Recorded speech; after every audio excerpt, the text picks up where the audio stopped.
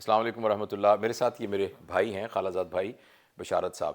یہ 1993 میں انہوں نے کمپیوٹر سائنسز کے اندر ماسٹرز کیا تھا اور اس کے بعد یہ پوری دنیا میں پھرتے رہے. آج کل قطر میں ایک بینک ہے وہاں، تو وہاں یہ بیسیکلی ان کے سافٹ ویئر کے ڈپارٹمنٹ کو ہیڈ کرتے ہیں.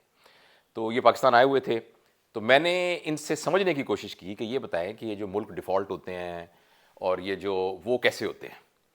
تو ابھی ہماری بڑی ڈیٹیل ڈسکشن ہوئی، تو انہوں نے کہا کہ جو میں بھی یہ بھی چیک کرنا چاہتا ہوں کہ آپ کو سمجھ آیا کہ نہیں آیا، تو آپ خود بتائیں. تو جو ان سے میں نے سیکھا ہے وہ میں آپ کو بتاتا ہوں، بعد میں ہم ان کے کامنٹس بھی لیں گے.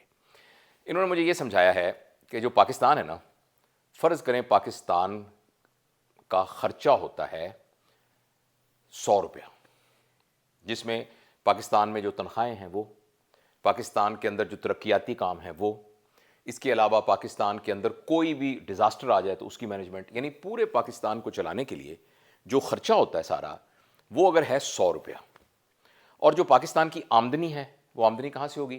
زراعت سے ہوگی، انڈسٹری سے ہوگی. جو ہم چیزیں پروڈیوس کر رہے ہیں ان سے ہی ہونی ہے ان نا. سے ہونی ہے. تو زراعت سے ہو سکتی ہے، انڈسٹری سے ہو سکتی ہے، اور خاص طور پر انٹرنیشنل کانٹیکسٹ کے اندر یہ اہم ہے کہ کتنی چیزیں بنا کے ہم باہر بھیجتے ہیں. Exactly. کیونکہ ہماری جو چیزیں ہم نے باہر سے لینی ہیں وہ روپوں میں تو نہیں ملتی، وہ تو ڈالرز میں ملتی ہیں. تو لہٰذا ہمارے پاس ڈالر ہونے ضروری ہیں. ہمارے پاس ڈالر کب آئیں گے؟ جب ہم یہاں سے چیزیں بنا کے ان جگہوں پہ دیں گے جہاں سے ہمیں ڈالر ملیں گے.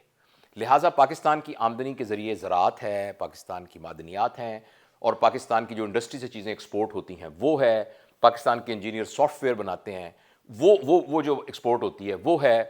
اور ملک سے باہر جو پاکستانی رہتے ہیں، جیسے بشارت صاحب رہتے ہیں پچھلے 26 سال سے، یہ پاکستان کی آمدنی کا بہت بڑا ذریعہ ہے. کیونکہ یہ جو پیسے بھیجتے ہیں یہ فورن کرنسی میں بھیجتے ہیں، تو پاکستان کے پاس وہ فورن ریزرو. یہ ان کو ایک فری آف کاسٹ سمجھ لیں، ڈالرز مل رہے ہیں جو کہ اراؤنڈ 30 بلین ڈالرز، انفیکٹ مور دین 30 بلین ڈالرز آئی ایئر، وہ جو ہے کہ ان کو جو اوورسیز پاکستانی جو ہیں وہ ان کو سینڈ کرتے سینڈ کرتے، وہ اپنے گھروں کو جو بھیجتے ہیں تو ان کو تو روپوں میں پیسے دیتے ہیں. اچھا، اب ہوتا یہ ہے کہ پاکستان میں پچھلے بہت عرصے سے، اس کی وجوہات ہم ڈسکس کریں گے، یہ ہوتا ہے کہ پاکستان کا فرض کریں خرچہ ہے 100 روپیہ.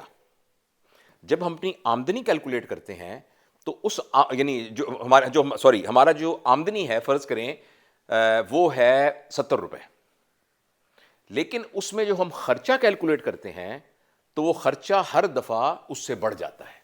فرض کریں کہ 100 روپیہ ہو جاتا ہے، تو وہ اس لیے زیادہ ہو جاتا ہے کہ ہمیں اپنے ملک کو چلانے کے لیے پچھلے سال بھی ڈیفیشنسی تھی، تو ہم اس ڈیفیشنسی کو پورا کرنے کے لیے قرضہ لے لیتے ہیں باہر ملکوں سے. وہ جو قرضہ ہمارے اوپر چڑھتا ہے اس قرضے کی ہم نے قسط دینی ہوتی ہے.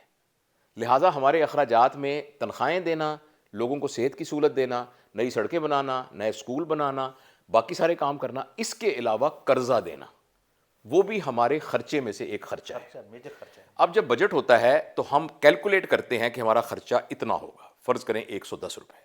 پھر ہم کیلکولیٹ کرتے ہیں کہ ہماری آمدنی کتنی ہوگی. آمدنی فرض کرو ہے 75 روپے، تو ہم کہتے ہیں 35 روپے کا ہمیں بجٹ ڈیفیسٹ ہے. اس کو وہ کرنٹ اکاؤنٹ ڈیفیسٹ بھی اس کو کرنٹ اکاؤنٹ ڈیفیسٹ بھی بولتے ہیں. یہ خسارہ ہے ہمارا. اب اس خسارے کے لیے حکومت پلان کرتی ہے کہ اس کو کیسے پورا کرنا ہے. اس کا ایک طریقہ یہ ہوتا ہے کہ عوام کے اوپر ٹیکس لگانا ہے اور ٹیکس کے ذریعے سے پیسے اکٹھے کرنے ہیں. دوسرا یہ ہوتا ہے کہ بھئی ہم یہ ترقیاتی کام کریں گے اور اس کے علاوہ ہم قرضہ بھی پکڑیں گے کسی سے. اب وہ قرضہ بڑھتے بڑھتے بڑھتے بڑھتے بڑھتے بڑھتا جا رہا ہے، اور وہ قرضہ اتنا بڑھ گیا ہے کہ ہم نے جب اس قرضے کی قسط دینی ہے تو اس قسط کو دینے کے لیے ہمارے پاس پیسے نہیں ہیں. وہ کیوں ہے ایسا؟ اس کی جو وجوہات بشارت بھائی نے مجھے 4 5 6 بتائی ہیں وہ یہ ہیں. نمبر 1، ہمارے ملک سے ایکسپورٹ پہلے بھی بہت کم تھی اور ملکوں کی نسبت، اب بالکل کم ہو گئی ہے. اس لیے کہ ہماری جو پالیسیاں ہیں وہ بزنس کو سپورٹ نہیں کرتی. اس کے اوپر ہرڈلز اتنی ہیں، ان کے اوپر ٹیکس اتنے ہیں. پھر بجلی کے مہنگا ہونے کی وجہ سے کاسٹ بنانے کی مہنگی ہو گئی ہے. اس کی وجہ سے انڈسٹریاں آہستہ آہستہ کم ہوتی گئیں، اور کچھ لوگ جن کا ہاتھ پڑتا تھا انہوں نے ملک سے باہر انڈسٹریز، کراچی کے بہت سے بزنس مین نے انڈسٹری بنگلہ دیش میں لگا لی کیونکہ وہاں ایز ہے بزنس کرنے کا، تو ایکسپورٹ چاہ. دوسرا ہمارا بہت بڑا سورس تھا زراعت تھا، تو زراعت پر ہم نے کوئی انویسٹ ہی نہیں کیا. یعنی جتنے کھیت میں سے گندم اگتی تھی وہ اب اتنی گندم نہیں اگ رہی ہے. اور دوسرا پاپولیشن کے فلو کی وجہ سے بہت سارا زرعی علاقہ ایکچولی اب شہری علاقوں میں کنورٹ ہو رہا ہے, جس سے ہماری زراعت جو ہے وہ پروموٹ نہیں ہو رہی. اور اچھا دوسرا اس زراعت کے ساتھ ایسوسیٹڈ ایک اور خوفناک بات یہ ہے کہ جو صاحب اقتدار ہیں نا بڑے بڑے لوگ, وہی ایکچولی بڑے ذمہ دار ہیں. تو اس میں سے بہت زیادہ چیزیں وہ لیگل چینل کی بجائے سمگل کر دیتے ہیں خود ہی. اب یہ کوئی جھکی ہوئی بات نہیں, یعنی پاکستان سے گندم اور ملکوں میں افغانستان میں خاص طور پر سمگل ہو جاتی ہے, پاکستان سے چینی وہاں سمگل ہو جاتی ہے, پھر پاکستان میں کمی آ جاتی ہے. اس کو پکڑنے والا تو یہ سیاستدان ہی ہوں گے یا ہماری اتھارٹیز ہی ہوں گی نا, چونکہ وہ خود اس کے سٹیک ہولڈر ہوتے ہیں. اب وہی گندم باہر سے مہنگی منگوا لیتے ہیں. دونوں بہت کیسز ان کو اس میں بینیفٹ ہوتا ہے. ہاں جب بھیجنے, وہ اس کو الاؤ کرتے ہیں اسمگل ہونے کے لیے تو اس سے بھی اب وہ لیتے ہیں انڈر دا ہینڈ, کچھ نہ کچھ لیتے ہیں. اور جب وہ امپورٹ کرتے ہیں تو اس میں بھی اپنا کمیشن اور وہ چیزیں سارے لیتے ہیں. بہت cases they are the beneficiaries actually. تو ایک تو یہ ہو گیا کہ ہماری یہاں سے ملک سے باہر جانے والی چیزیں وہ کم ہو گئیں, اور جو ہمارے اندر پروڈیوس ہوتا تھا وہ اس 2 نمبری کی وجہ سے سمگل ہو کر, چونکہ وہ بینکنگ چینل کے تھرو نہیں گئی تو ملک میں پیسے نہیں آئے, تو وہ پیسے ختم ہو گئے. تیسرا اہم کام ہمارے ملک میں یہ ہوا کہ ہمارے ملک میں حکومت چلانے کا خرچہ جو ہے نا وہ بہت زیادہ ہے. یعنی ہمارے جو وزیروں کی تعداد ہے وہ اتنی زیادہ ہے, اور میں کئی وزیروں سے ملا, میرے کچھ جاننے والے بھی ہیں, ان کو خود نہیں پتا کہ ان کا کام کیا ہے. اب آپ دیکھیں یہ مشیر ہے جو وزیر اعظم, اب اس نے کیا, یہ صرف اس کو صلاح دینے کے پیسے دے رہے ہیں, آپ ان کو گاڑی دے رہے ہیں, گھر دے رہے ہیں, بینیفٹس دے رہے ہیں, تو اس کا کام کیا ہے کہ وزیر اعظم کو جا کے کبھی کبھی صلاح دے دے کہ آپ یہ کریں یہ نہ کریں, اور اس پہ بھی وزیر اعظم نے اس پہ ایکٹ نہیں کرنا. بالکل. اور اس کے علاوہ جتنے سرکاری عہدیدار ہیں ان کے پرکس ہیں. مثلا پاکستان میں بہت سارے لوگ ایسے ہیں جن کو بجلی مفت ملتی ہے, اور وہ آج اخبار میں آیا تھا کئی کروڑ روپے کی بجلی ہر مہینے فری آف دا کاسٹ جاتی ہے. ارب کی, کئی کروڑ تو یونٹس ہیں.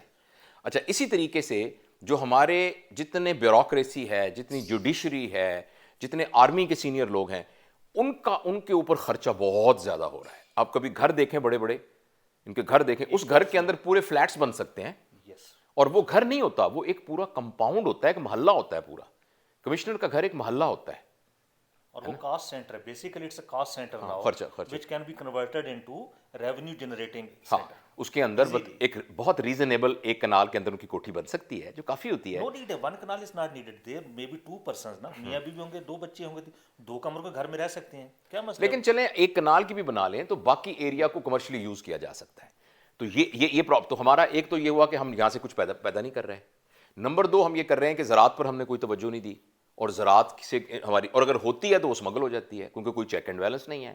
اچھا تیسرا ہمارا یہ میں نے آپ کو بتایا کہ ہمارا حکومت چلانے کا خرچہ بہت ہے. پٹرول جتنے ان کو پیٹرول فری ملتے ہیں, جتنے سرکاری گاڑیاں بھاگی پھر رہی ہیں, پھر نمبر آف کارز جو کہ آفیسرز کو ہم نے دی ہوئی ہیں وہ بے تحاشا دی ہیں. ان کے ٹورز کے خرچے اتنے زیادہ ہوتے ہیں, 5 اسٹار ہوٹلز میں رہتے ہیں, ایک فرسٹ کلاس میں سفر کرتے ہیں, یہ سارے اخراجات ہیں, اور یہ اتنے ہیں کہ جس کا کوئی شمار نہیں ہے.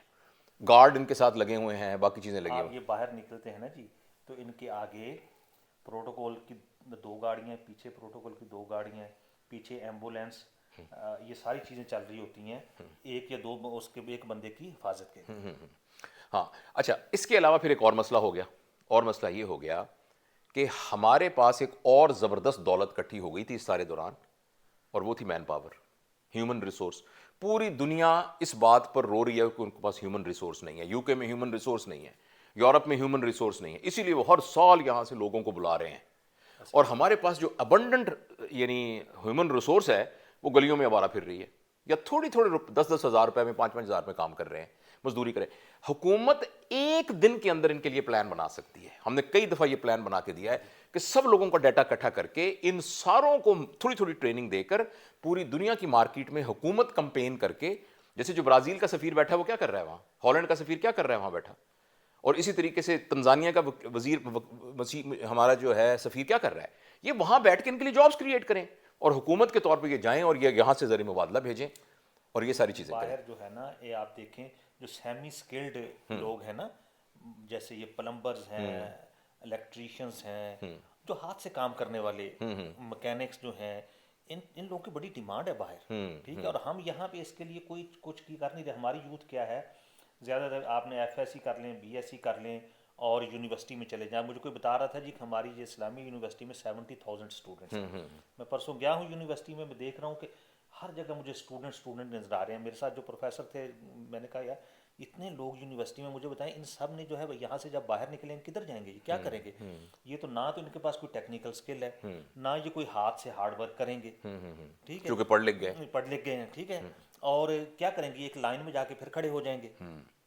کوئی ویژن نہیں ہے, کچھ نہیں ہے. آپ کیا ایجوکیشن دے رہے ہیں؟ اس سے بہتر ہے کہ آپ اتنے لوگوں کو 70,000 ادھر لانے کے صرف آپ ان لوگ, جتنے لوگوں کی ضرورت ہے ان کو آپ ڈیسائیڈ کر لیں کہ اس پروفیشن میں اتنے, اس پروفیشن میں اتنے, باقی جو ہیں ان کو کچھ کو تھوڑا سا سیمی اسکل دے دیں, ٹھیک ہے. کہ بھائی آپ کو ہم اس طرح کے سینٹر بناتے ہیں جہاں پہ آپ کو الیکٹریشین کا ڈپلوما کروایا جائے گا, پریکٹیکل اسکلز دی جائیں گی, نرسنگ کی دی جائیں گی, آپ کو جو ہے کمپیوٹر کی دی جائیں گی. کمپیوٹر میں ضروری نہیں کہ بہت ہائی لیول کے آئی ٹی پروفیشنل, اس کے علاوہ بھی ہیں جو آئی ٹی آپریٹرز ہیں, ٹھیک ہے نا, گرافک ڈیزائنرز ہیں, اور جو سمپل سے ویب سائٹ بنانے والے لوگ ہیں جیسے میں HTML, جاوا اسکرپٹ, اس طرح کی چیزیں جو ہیں. مطلب آپ کو ضروری نہیں کہ آپ کو جو ہے وہ PhD ڈاکٹرز ہی آپ نے سب کو بنانا ہے. بالکل صحیح. اچھا, دوسری بات جو اس سے بھی زیادہ خطرناک ہے وہ یہ ہے کہ جب ہم کوئی کام سرکار کے انڈر کرتے ہیں, یعنی باہر سے ہمیں جو پیسے ملتے ہیں, فرض کریں سڑکیں بنانے کے یا فرض کریں سکول بنانے کے. میں خود ایک سرکاری عہدے پہ رہا ہوں, اور اس کے اندر میں آپ کو یہ بتاتا ہوں کہ اگر آپ نے اپنے گھر کے لیے AC لینا ہے اور اگر وہ 70,000 کا ملتا ہے, اگر آپ نے کسی سرکاری ادارے کے لیے لینا ہے تو وہی AC 2 لاکھ روپے کا ملے گا, کیونکہ اس کے اندر اتنے وہ ہیں نا لوگوں کے بیچ میں, یعنی پروسیجر ہیں اتنے. اور کوئی آدمی بالکل کہے کہ میں بالکل کرپشن نہیں کرتا کسی قسم کی, سرکاری عہدیدار بڑا, تو جو ایک طرح کا بالکل ایگریڈ کمیشن ہے بلوں کے پاس ہونے کا, وہ بھی 10% ہے. اور جس کو یہ تو نارم ہے نا, یعنی آپ دیکھیں کہ روڈ بن رہی ہے تو اس کو پتہ ہے جو اس کا جو SDO ہے اس کا کتنے پرسنٹ ہے, ایکسن کا کتنے پرسنٹ ہے, اس سے اوپر کتنے پرسنٹ, اور یہ سیٹ پر اور یہ اینڈ یوزر کو کتنا ملے گا وہ بھی ساتھ ہے. اچھا, اس لحاظ سے جو کچھ باہر سے آیا بھی وہ بھی یہاں آ کر ڈیولپمنٹ کے اور پروڈکشن یونٹ میں کنورٹ ہونے کی بجائے کنزیومر یونٹ میں کنورٹ ہو گیا. آپ کو باتیں سمجھ میں آ رہی ہیں؟ اگلی اہم بات یہ ہے کہ کچھ اسٹیٹ اونڈ ادارے بنائے گئے تاکہ ملک کے اندر خوشحالی آئے. ان اسٹیٹ اونڈ اداروں کو چلانے کے لیے جب بھرتیاں کی گئیں تو وہ فرض کریں 10 ملازموں کی ضرورت تھی تو 100 ملازم بھرتی کر لیے, کیونکہ وہ پولیٹیکل ریزنز کی وجہ سے لوگوں نے اپنے ووٹر بنانے کے لیے بھرتی کر لیے. میں ان اداروں کے نام لیتا ہوں: Pakistan railway, Pakistan steel mill, PIA, اور اس طریقے سے جتنے بڑے بڑے ادارے جو ہیں, اور بھی بہت سے ہوں گے, کہ جن کا پرپز ایکچولی یہ تھا کہ یہ ملک میں خوشحالی لے کے آئیں گے, وہ سفید ہاتھی بن گئے. اب PIA کا ایک جہاز اڑانے کے لیے جتنے امپلائیز کام کر رہے ہیں نا, اس سے 10واں حصہ بھی ہوں تو وہ پوری دنیا کی ایئر لائنز سے چلتی ہیں. تو لہٰذا اس کی سمری یہ ہے کہ ہماری آمدنی کم سے کم ہوتی گئی, اخراجات بڑھتے گئے, اور اب اخراجات اتنے بڑھ گئے ہیں کہ قرضہ دینے کے لیے پیسے نہیں ہیں. اور جب قرضہ دینے کے لیے پیسے نہیں ہوتے تو پھر ہم کہتے ہیں کہ ہم اسٹینڈرڈ ڈیفالٹ, SD, ہم ڈیفالٹ ہو جاتے ہیں. اور جب یہ ڈیفالٹ ہوتے ہیں, اچھا, اور اس سارے کے اندر جب ہم ڈیفالٹ ہو جاتے ہیں تو اس کا مطلب یہ کہ کسی دنیا کے بندے کا ہمارے اوپر اعتبار نہیں رہا, ہمیں کوئی چیز نہیں دے گا. اور ایک اہم بات جو پاکستان کسی بھی ملک کے اندر اکانومی کو اٹھانے والی ہوتی ہے وہ فورن انویسٹمنٹ ہوتی ہے. تو جس ملک کے اندر یہ سب کچھ ہو رہا ہو, دوسری طرف ہم نے دہشت گردی کو نہیں روکا, تو دہشت گردی کی وجہ سے پھر فورن انویسٹمنٹ بھی آنی بند ہو گئی. لہٰذا اس وقت ایز وی اسپیک ہماری حالت یہ ہے کہ ہماری آمدنی ہے 50 روپے, مثال کے طور پہ کہہ رہا ہوں, اور خرچہ ہے ہمارا 1000 روپے. اور جو باقی پیسے ہیں اور جو وہاں خرچہ ہو رہا ہے اس میں سے کچھ ایسا خرچہ ہے کہ جس پہ کوئی کٹ لگانے کا طریقہ ہی نہیں ہے, کیونکہ وہ حکومت کے اعمال کے اوپر خرچ ہو رہا ہے. اعمال مین those who are workers, government کے, ان کے حکومت چلانے پہ خرچ ہو رہا ہے. ٹھیک ہے. اچھا, اب اس سارے کو کرنے کے لیے ٹیکس لگانے پڑتے ہیں, چیزوں پہ سیلز ٹیکس لگانے پڑتے ہیں, چیزیں مہنگی کرنی پڑتی ہیں, مگر وہ کتنی مہنگی کر لیں گے, رائٹ. تو اس حالت کے اندر صرف امید یہی ہے کہ ہمیں کوئی اور قرضے دے دیں گے. اگر اور قرضے دے دیں گے تو ہماری وہ قرضے کی قسط اور بڑھ جائے گی. تو وقتی طور پر جیسے بیمار کے منہ میں آپ تھوڑا سا پانی ڈال دیں, پین کلر آپ لگا کے کچھ ٹائم کے لیے ریلیف اس کو پرووائڈ کر دیتے ہیں, اور اس کے بعد پھر سے پین شروع ہو جاتا ہے. لیکن بشارت صاحب نے جو اینڈ میں کہا کہ اگر ہم چاہیں اس کو ٹھیک کرنا تو آج ٹھیک کر سکتے ہیں. اب دیکھو وہ ٹھیک کرنے کا مطلب جن لوگوں نے ٹھیک کرنا ہے نا وہ بینیفیشری ہیں. اب یہ بات کہتے ہوئے میں نہیں شرم آتی کہ ہمارے جو پاور سٹرکچرز ہیں نا, میں بالکل اوپنلی کہہ رہا ہوں, ہمارے جو پاور سٹرکچرز ہیں نا ٹاپ کے, یعنی ہماری اسٹیبلشمنٹ, یعنی ہماری بیوروکریسی, یعنی ہمارے پولیٹیشین, یعنی ہمارے جوڈیشری, یہ سارے کے سارے ہیں جو ان چیزوں کو کسی نہ کسی طرف سے کنٹرول کر کے مانیٹر کر سکتے ہیں. مگر جب ہم تفصیل پڑھتے ہیں تو سب کے ہاتھ ہی اس کے اندر رنگے ہوئے ہیں. تو ایسی حالات کے اندر تو میرے منہ میں خاک, اللہ کرے جو میں بات کہہ رہا ہوں یہ بالکل یعنی بالکل کبھی نہ ایسا ہو.